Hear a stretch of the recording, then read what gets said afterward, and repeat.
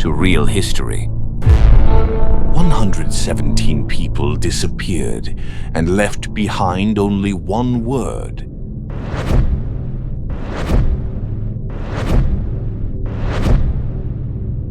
Silent shadows of Roanoke.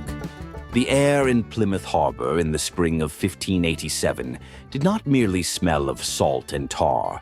It was thick with the heavy, cloying scent of desperation and the sharp, metallic tang of hope. It was a morning draped in a gray, suffocating mist that seemed to cling to the masts of the Lion like the ghostly fingers of a forgotten past. On the cobblestone docks, 117 souls stood huddled together, their breath blooming in the chill air like small, fading prayers. They were not the glittering knights of legend, nor were they the ironclad conquistadors of the South.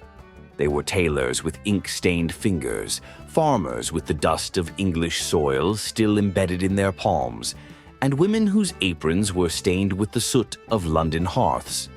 At the center of this trembling assembly stood John White.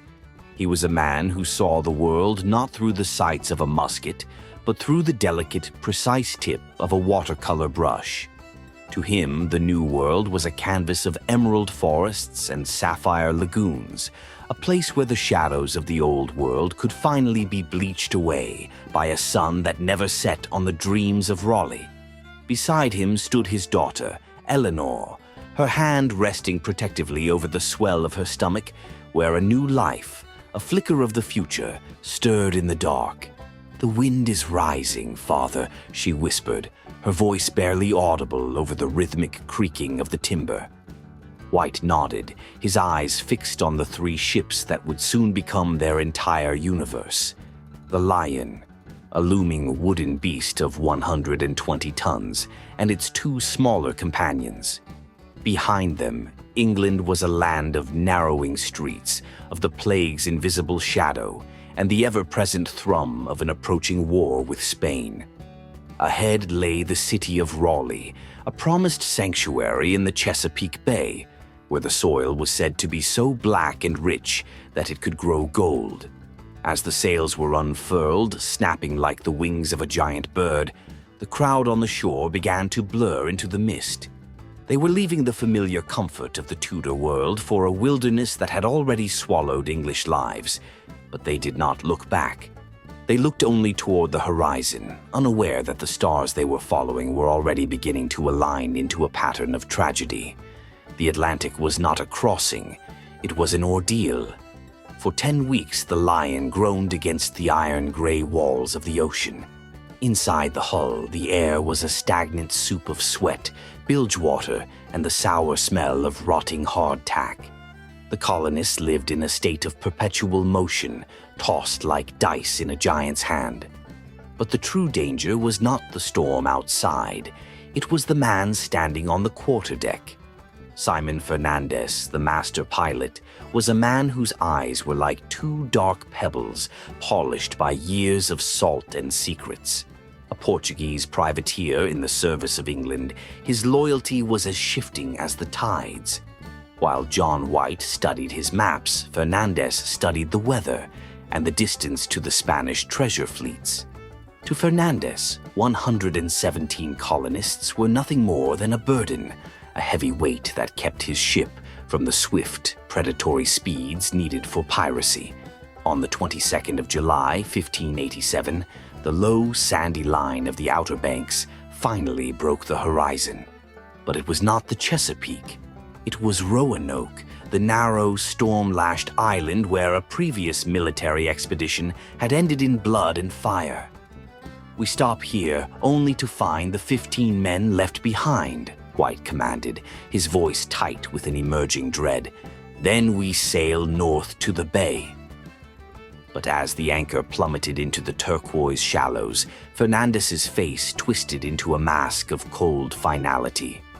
"The summer is spent," he barked, his voice echoing across the deck like a whip. "The sailors will not risk the shoals. You stay here. This island is your home, or it is your grave. It matters little to me." A ripple of terror moved through the colonists. Roanoke was a place of ghosts. The fort, built 2 years prior by Ralph Lane, was a skeleton of timber, its walls breached by rot, and its soil soaked in the memory of conflict with the CROATOAN people. Despite White's pleas, despite the cries of the women, the sailors began to lower the crates. One by one, the dreams of a city in the Chesapeake were dumped onto the hot, white sands of Roanoke. As the Lion prepared to depart for the open sea, the colonists realized they had been marooned by a man who preferred Spanish gold to English lives. The island of Roanoke did not welcome them. It watched them.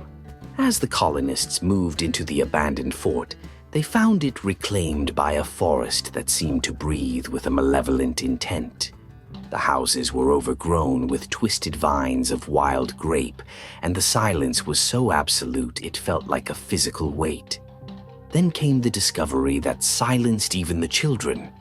In a corner of the clearing, hidden beneath a carpet of dead leaves, lay a human skeleton. It was bleached white by the sun, its bones scattered like chess pieces from a finished game.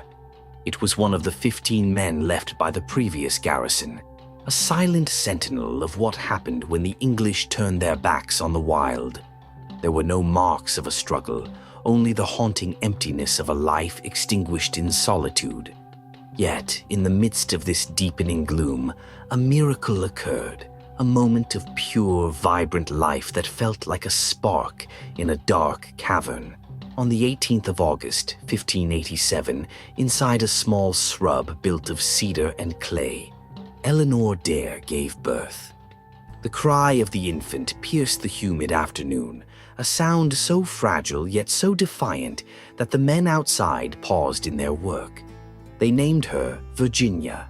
She was the first English child born in the New World, a creature of the wilderness, her first breath drawn from the air of a continent that did not yet have a name for her.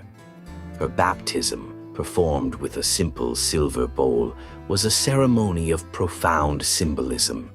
Even Manteo, the CROATOAN leader who had traveled to England and back, stood as a witness, his dark eyes reflecting the flickering candlelight.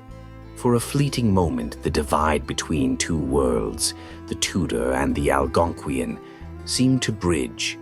Manteo was baptized as Lord of Roanoke, a gesture of alliance that offered the colonists their only shield against the rising shadows.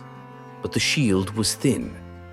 Within days of the birth, George Howe, one of the colony's assistants, was found in a marsh, his body pierced by 16 arrows. The CROATOAN had begun their hunt. The hope brought by the child was quickly overshadowed by the realization that they were a small, vulnerable island of white faces in an ocean of ancient, watchful trees. The realization was as cold as a winter frost. They would not survive the winter without help. The colonists, led by Eleanor and Ananias Dare, surrounded John White. Their faces were hollow, their eyes bright with the fever of fear. "You must go back, father," Eleanor pleaded, her hand gripping the cradle where Virginia lay. "You are the only one the Queen will listen to. You are the only one who can bring the ships, the grain, the powder." White looked at his granddaughter, a tiny sleeping bundle of innocence, and felt his heart fracture. To stay was to watch them starve. To leave was to abandon them to the unknown. On the 27th of August, as the wind began to howl through the Palisades, White stood on the shore, the small pinnace waiting to take him to the departing ship. "Listen to me," he said to the men who would remain. "If you must leave this place, if the hunger or the arrows drive you from the fort, you must carve the name of your destination upon the trees or the gateposts. Do you understand?" They nodded, their faces grim. "And if you are in distress," White added, his voice trembling, "if there is an attack or a plague, you must carve a Maltese cross above the name. Let that cross be the sign of your suffering." He watched Eleanor until she was nothing more than a speck of white linen against the dark green wall of the forest. He did not know that he was looking at his daughter for the last time. He did not know that the promise he carried, the promise to return in 3 months, would be shredded by the gears of history. As his ship vanished into the Atlantic, the colony of Roanoke was left with nothing but the sound of the waves and the secret language of the trees. John White arrived in England to find a world on the brink of apocalypse. It was no longer the England he had left. The Virgin Queen, Alžbeta I, was no longer interested in maps or watercolors. She was interested in steel. King Philip II of Spain had unleashed his invincible armada, 130 galleons, a forest of floating fortresses intended to crush England and restore the Catholic faith. "Every ship," the Queen's counselors cried. "Not a single hull shall leave these shores. Every vessel is needed for the defense of the realm." White was a man possessed. He ran through the streets of London. He petitioned Raleigh. He begged at the doors of the Admiralty. But he was a voice crying in a hurricane. For 3 years, White sat on the docks of Plymouth, his eyes fixed on the west, while the greatest naval battles in history raged in the English Channel. He watched the fire ships turn the night sky into a hellish orange. He heard the roar of the cannons that signaled the end of Spanish hegemony.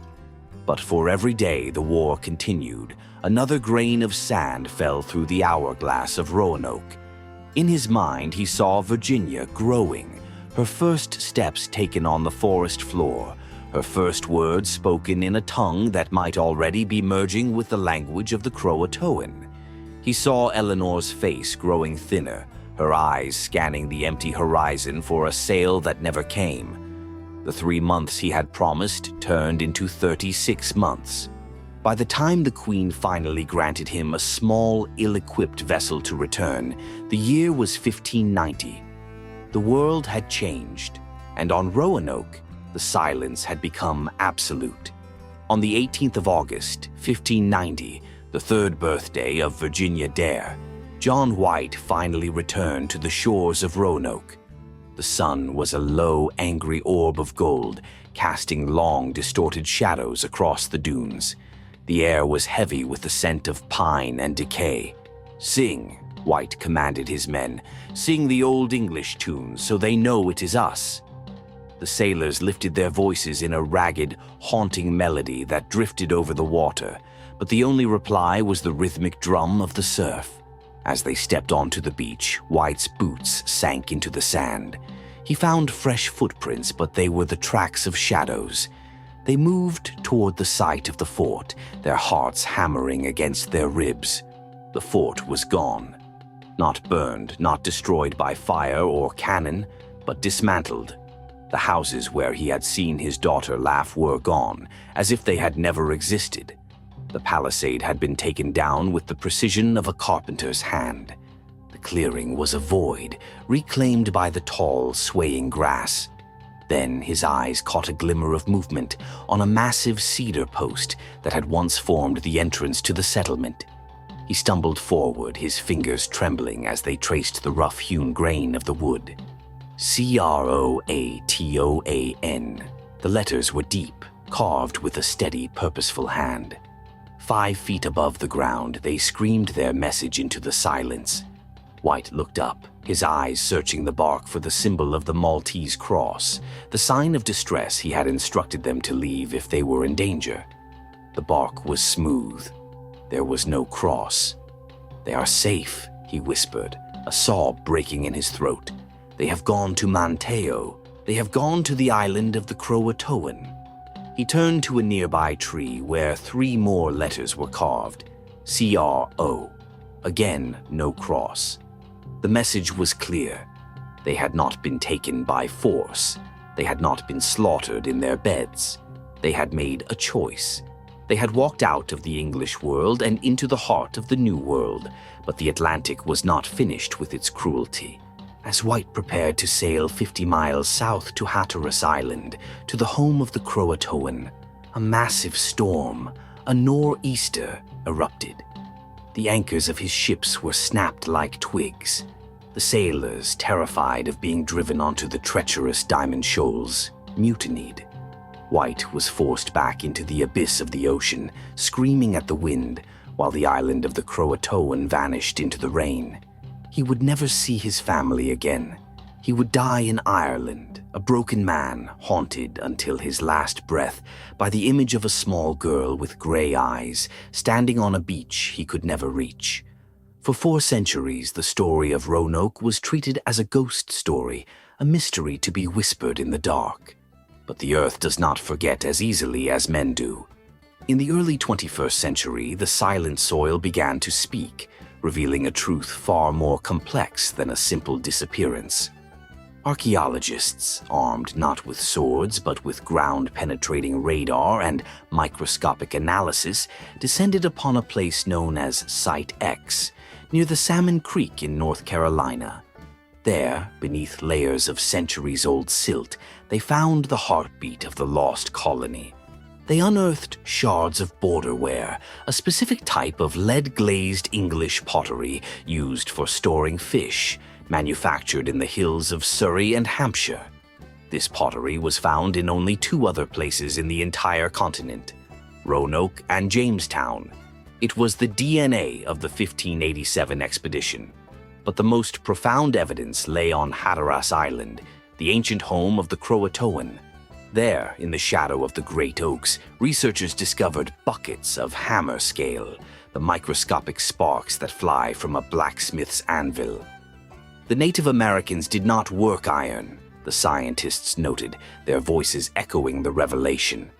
This scale proves that European blacksmiths were living here, working metal and crafting tools alongside the CROATOAN people for decades after the ships stopped coming. They found more: a tiny copper aglet from a 16th century shoelace, a gold signet ring engraved with a prancing lion, the mark of an English nobleman, and a fragment of a slate writing tablet inscribed with a delicate ghostly letter, M. These were not the artifacts of a massacre. These were the cherished possessions of a people who had integrated, who had traded their Tudor wool for deerskin, and who had survived by becoming something entirely new. The true resolution of the Roanoke mystery was not found in a fort, but in the faces of the people who followed. In 1701, the explorer John Lawson encountered the Hatteras Indians. He was stunned to find individuals with striking gray eyes and light hair, people who claimed that their ancestors could talk in a book, as the white men did. They possessed a preserved memory of literacy, a haunting echo of the Bibles and journals John White had left behind. In 1710, a missionary named Reverend John Ermstone wrote with a mixture of awe and prejudice about a community of half-Indians who sought baptism, claiming they were the descendants of English settlers who had long ago merged with the tribes of the coast. These people were the living proof of the colony's fate. The 117 souls of Roanoke did not vanish into the air. They were not taken by spirits, nor were they erased from the map. They were the architects of the first great American assimilation, faced with the choice between a lonely death in a ruined fort or a life of shared survival with a friendly nation. They chose life. They chose to become the first cross-cultural family of the New World. Virginia Dare likely grew up not in a manor house, but in a long house, her English lullabies mingling with the songs of the CROATOAN. The lost colony was never lost. It was simply transformed. It became part of the very soil, the very bloodline of the continent. And today, when the wind moans through the cedars of Roanoke, it is not the sound of a haunting. It is the whisper of a people who refused to be forgotten, who carved their destination into a tree and walked into the sunrise of a new history. If you enjoyed today's return to the Middle Ages, I'd be truly grateful for your like. It's the best way to let me know that these stories are worth making. I'm already preparing the next chapter for you, so if you don't want to miss it, consider subscribing. I'll see you next week.